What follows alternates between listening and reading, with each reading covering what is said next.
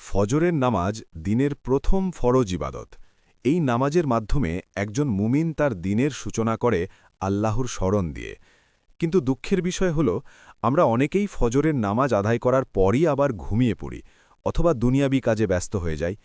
অথচ ফজরের নামাজের পরের সময়টা হল এমন একটি সময় যখন আল্লাহ তাআলা বিশেষভাবে বরকত নাজিল করেন। আজ আমরা আলোচনা করব ফজরের নামাজের পর মাত্র একটি এমন আমল, যেটা নিয়মিত করলে ইনশাআল্লাহ রিজিকে বরকত আসবে, মন শান্ত থাকবে, গুনাহ মাফ হবে এবং আল্লাহর বিশেষ রহমত লাভ করা যাবে। এই আমলটি খুবই সহজ, কিন্তু এর ফজিলত অত্যন্ত বড়। ফজরের নামাজ আদায় করার পর নামাজের জায়গায় বসে আল্লাহর জিকির করা, বিশেষ করে এই জিকিরটি সুবহানাল্লাহ, আলহামদুলিল্লাহ, আল্লাহু আকবার, প্রতিটি ৩৩ বার, এবং শেষে লা ইলাহা ইল্লাল্লাহু ওয়াহদাহু লা শারীকা লাহু লাহুল মুলকু ওয়া লাহুল হামদু ওয়া হুয়া আলা কুল্লি শাইইন কাদির, এটি একবার। এই আমলটি রাসূলুল্লাহ নিজে আমাদের শিক্ষা দিয়েছেন। হাদিসে এসেছে, যে ব্যক্তি ফজরের নামাজের পর এই জিকিরগুলো আদায় করে তার গুনাহসমূহ মাফ করে দেওয়া হয়, ইভেন যদি তা সমুদ্রের ফেনার মতো বেশি হয়। একবার কল্পনা করে দেখুন, দিন শুরু হবার আগেই যদি আপনার গুনাহ মাফ হয়ে যায়, তাহলে আপনার দিনটা কেমন বরকতময় হতে পারে। ফজরের সময়টা হলো ফেরেশতাদের হাজির থাকার সময়। কোরআনে আল্লাহ তাআলা বলেন, নিশ্চয়ই ফজরের কোরআন পাঠ সাক্ষ্যপ্রাপ্ত, অর্থাৎ এই সময়ের ইবাদত আল্লাহর কাছে বিশেষভাবে গ্রহণযোগ্য। এই জিকিরের আরেকটি বড় উপকারিতা হল এটি অন্তরকে জীবিত করে। আমরা অনেক সময় বলি, মন ভালো নেই, শান্তি পাই না, কিছুতেই মন বসে না। এর মূল কারণ হল আমাদের হৃদয় আল্লাহর জিকির থেকে দূরে চলে গেছে।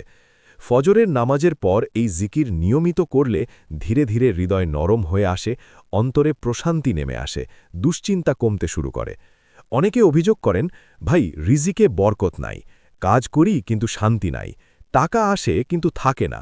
এর একটি বড় কারণ হল আমরা দিনের শুরুটাই করি আল্লাহকে ভুলে।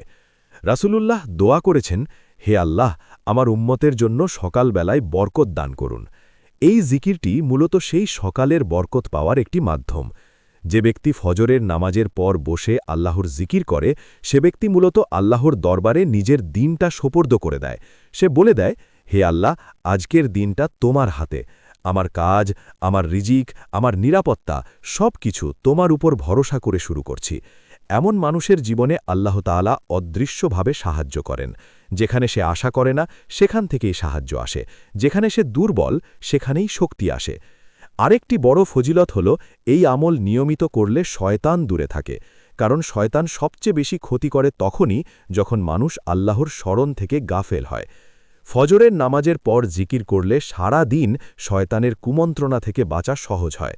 ভাই, এই আমল করতে কোনো টাকা লাগে না, কোনো বিশেষ জায়গা লাগে না, কোনো বড় সময়ও লাগে না, মাত্র ৫-৭ মিনিট। কিন্তু এই ৫ মিনিট আপনার পুরো দিনকে বদলে দিতে পারে, আপনার জীবনকে বদলে দিতে পারে, আপনার আখিরাতকে সুন্দর করে দিতে পারে। আমরা অনেকেই বড় বড় আমলের কথা ভাবি, কিন্তু ছোট ছোট আমলগুলো অবহেলা করি।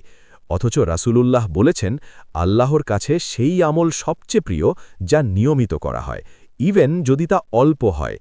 আজ থেকেই নিয়ত করুন, ফজরের নামাজ শেষ করে আর সঙ্গে সঙ্গে উঠবেন না, মোবাইল হাতে নেবেন না, ঘুমানোর চেষ্টা করবেন না, বরং নামাজের জায়গায় বসে এই জিকিরগুলো পড়বেন। শুরুতে হয়তো মন বসবে না, শয়তান বলবে পরে করো, নফস বলবে ঘুম দরকার, কিন্তু একটু ধৈর্য ধরুন। কয়েকদিন পরই দেখবেন এই সময়টা ছাড়া আপনার দিনই শুরু হয় না। শেষে একটা কথা মনে রাখবেন, যে ব্যক্তি আল্লাহর জন্য নিজের সকাল শুরু করে, আল্লাহ তাআলা তার জন্য দুনিয়া ও আখিরাত দুইটাই সহজ করে দেন। আল্লাহ আমাদের সবাইকে ফজরের নামাজের পর এই ছোট্ট কিন্তু শক্তিশালী আমলটি নিয়মিত করার তৌফিক দান করুন। আমিন।